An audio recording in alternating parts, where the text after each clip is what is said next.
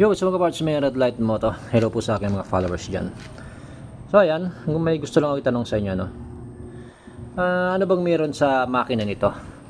Bakit gustong gusto ninyong pinaghahabol ito sa daan? Ha? Marami nang sabi, mabagal raw. Pero bakit yung mga bagong motor ngayon, pagka mayroong bagong labas, ano yung unang hinahanap nila? Raider kagad, ano, 'di ba? So kailangan i-testing kagad natin 'yan sa Raider para malaman natin kung malakas o mabilis. 'Di ba? So tama ba? So paano natin masabi na yung motor na 'to ay mabagal? Kung samantala, kung bawat mayroong bagong labas na bagong motor, Raider agad yung unang pumapasok sa isip ng isang driver na i-testing yung mga motor nila.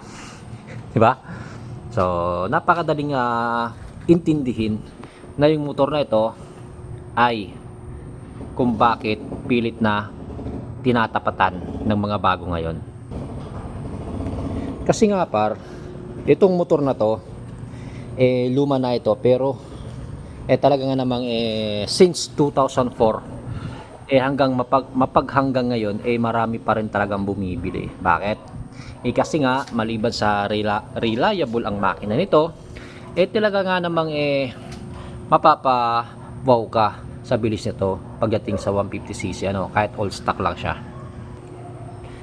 At syempre lumabas na rin yung kapatid nito na si Raider FI na siyang mas lalong pinalakas na Raider 150, ano po, na siya ngayong pilit tinatapatan ng mga maraming lumalabas na mga 150cc pagdating sa 150cc category 4-stroke underbone, ano po. Pero mga par, aminin man natin sa hindi, ito talaga yung motor na pilit tinatapatan ng mga underbone ngayon, di ba? So ito yung talagang pilit na sinusubukan ng mga bagong lumalabas na ngayon, di ba? Na mga fuel injected na mga motor. Pero hanggang ngayon talaga nga namang hindi halos malaos-laos ang motor na to. Siguro nga naman kasi nga naman tingnan mo naman kasi yung makina nito, no?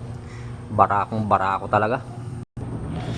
So mga par, itong motor natin is original first gen talaga ito, no? Since 2004. So kung mapapansin nyo, wala talaga ito electric starter at talagang nakasarado yung lagay ng electric starter. Yung iba kasi tinatanggal nila yung electric starter nila and then tinatakpan nila yung butas na yan. So mapapansin nyo na yun ay hindi totoong mga first gen. So ito talaga first gen to.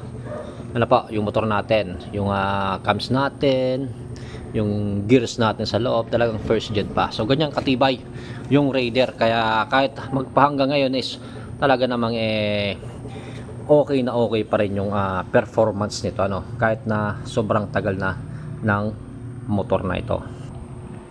Para sa akin yung motor na ito ay talagang hindi na malalaos siguro, ano po, kasi sa tagal nito magpahanggang ngayon ay talagang hindi pa napipace out yung mga bagong labas ngayon, di ba? Kalalabas pa lang, after 2 years 3 years lang siguro wala na, parang hindi na masyadong napapansin, ano po. Di tulad ng itong motor na to, magpahanggang ngayon kahit carburetor type pa rin siya, marami parang tumatangki at bumibili, ano po.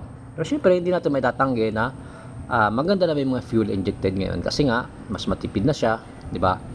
Ayun nga lang, medyo mas tricky pa ng konti, lalong-lalo sa mga nagpapaayos sa mga moto shop na wala pang mga dyno, wala pa silang mga sensor para ma-detect kung ano yung mga problema ng motor, diba? So hindi lahat ng shop, di tulad ng carburetor na kahit saan shop ka pumunta talagang masusolusyonan yung motor mo na kahit wala silang mga gamit ng mga sensor, ano pa. So yun lang naman ang disadvantage niyan. Pero kung paganda ng ng specification, siyempre doon ka na sa fuel injected. Pero siyempre legacy na kasi itong si Raider 150, kaya siyempre ganyan pa rin yung ating motor ngayon. May fuel injected naman tayong mga motor, ayan o. Ayan o, may Aerox, pero hindi akin yan, yun natin, diba? So ayan mga par, sige, comment nga kayo mga par kung bakit hanggang ngayon ito pa rin yung motor na pilit na natapatan ng kahit na mga bagong labas ngayon ng mga motor. Alright.